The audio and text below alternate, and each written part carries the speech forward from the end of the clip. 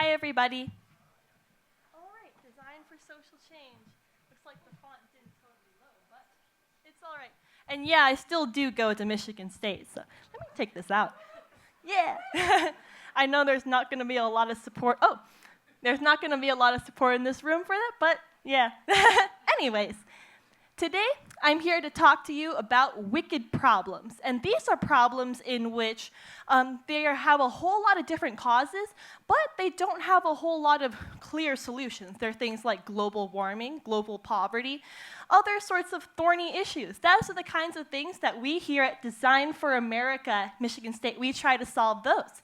They are issues that in the local community that we try to use human-centered design to try and solve. So just like what Brielle and April talked to you about a couple slides ago.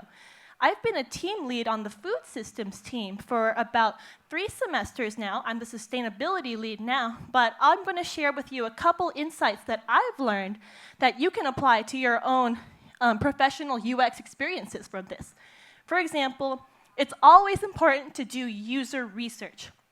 For example, I'm always shocked for how many people don't do enough talking to their users when they first start off creating projects. Like these guys who created a soccer ball. For the price of this soccer ball that you kick around that generates light, these people could have just had electric power installed within their homes.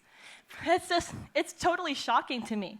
And so the way that we tried to avoid that was my team that was working with the food bank to try and alleviate food insecurity. We actually went and we volunteered at the food bank every 2 weeks. We talked to the food bank director, and we brought hands-on stuff that we could share with our clients. And so we took those insights that we gained from actually showing up to the food bank and talking to food insecure people to ideate. Once we got back to our team meetings, we clustered together insights, and we came up with the 2 key insights that we thought were important, which were the long wait times and the language barriers. You know how they say go big or go home? I say go big and then go home. Come up with tons and tons and tons of ideas based on your insights, and then just pick a couple that you think are the best. Take moonshots, which are those super crazy ideas. You may have heard of it from Google X.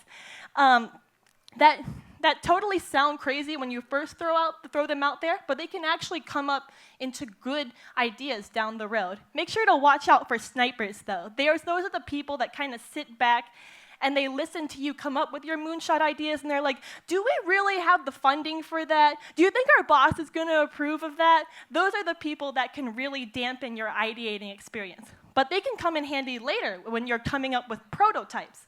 It's never too early in the design process for you to start coming up with prototypes for your ideas. The main reason that we want to create prototypes is because they give people a visual, hands-on idea of what you're talking about. They can be totally ridiculous, like these little things made out of pipe cleaners, but they give people a clear visual representation of what you are trying to talk about. A prototype is worth 1,000 different ideas if they're not totally made, if they're not totally fleshed out. In this book by Leah Bewley, which is targeted more towards UX professionals, almost every single design activity in the book has some kind of deliverable or some kind of design attached to it so that you can show clients what you're talking about.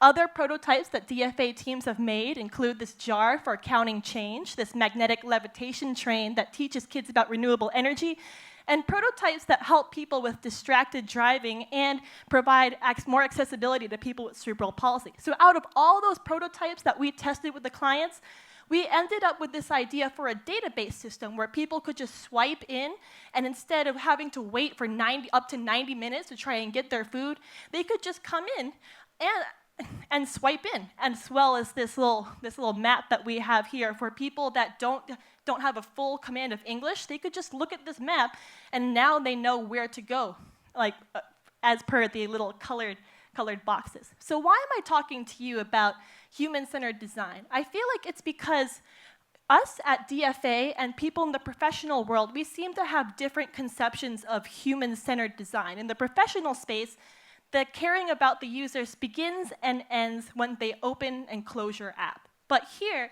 that's not enough to solve wicked problems, because you can't just X out of poverty, right? We think instead of just the experience, we think about the entire cradle-to-grave process. How are our products actually improving people's quality of life? That's the main question that we try to answer here at DFA. If we can make just a dent, if we can make people's lives just a little bit better, that is where the success for our projects comes in. And if you want to contact DFA in the future, our Facebook gets updated a lot. You can see our events there. Our next expo is on April 16th, so please come out and provide your feedback on our projects. Thanks, guys.